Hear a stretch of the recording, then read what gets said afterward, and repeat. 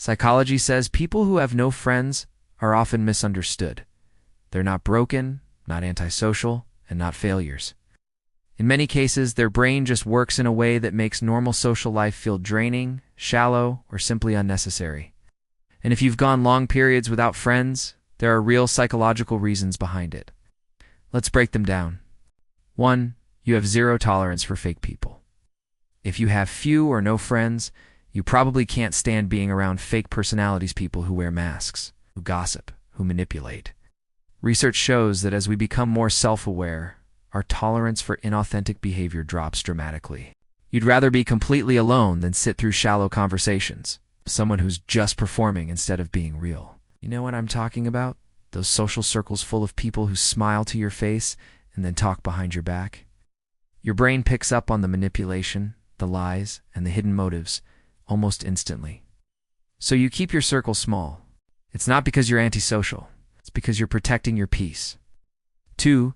You prefer depth over quantity in every single relationship. People without friends aren't actually avoiding relationships. They're avoiding surface-level ones. Research shows that individuals with deeper thinking patterns crave quality over quantity. They don't want small talk, fake friendships, or draining personalities. You can't stand those house-the-weather conversations where nobody is actually listening.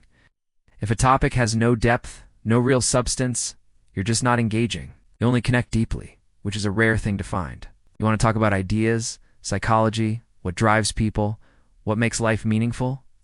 So instead of forcing connections that feel empty, you choose to stay alone until you find something real. 3. Your brain needs more recovery time after social interaction. Some people naturally have a more sensitive nervous system, meaning social situations drain them much faster. Psychology calls this high social sensitivity. After interacting, your brain needs longer breaks to recharge. This doesn't mean you dislike people at all. It just means your brain burns more energy during social contact, while extroverts gain energy from being around others. Every conversation costs you something. You process information more deeply, pick up on more emotional cues, and analyze interactions on multiple levels. You have to conserve your social energy because for you, it's a limited resource. After a social event, you need complete solitude to recover and feel like yourself again. 4. You're extremely independent and don't need external validation. Many people with no friends simply don't rely on social validation to feel good about themselves. Research calls this low social dependency. You can entertain yourself, solve your own problems, and find comfort within your own mind. Instead of needing a circle of people around you, you create your own world. You don't rely on others for validation, for entertainment, or for motivation. To others, this might make you seem distant, but it's actually a sign of incredible strength. Your standards for friendship are just extremely high. You don't let just anyone into your personal space. While most people are busy collecting acquaintances, you are highly selective about who gets access to your life and your energy. And 5. Past experiences taught you to think twice before trusting someone. People with no friends often have one thing in common: a past experience that made them cautious. This could be a betrayal, childhood neglect, or just being surrounded by the wrong people for too long. Psychology shows that once your trust is broken, the brain becomes far more protective and selective. You now think twice before giving someone access to your life. You've been burned before, so now you observe people longer. You test them before you trust them.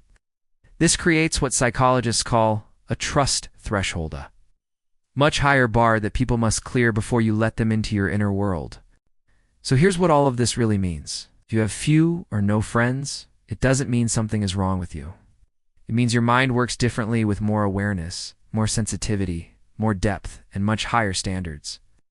It often means you have a richer inner world, sharper intuition, and deeper self-awareness.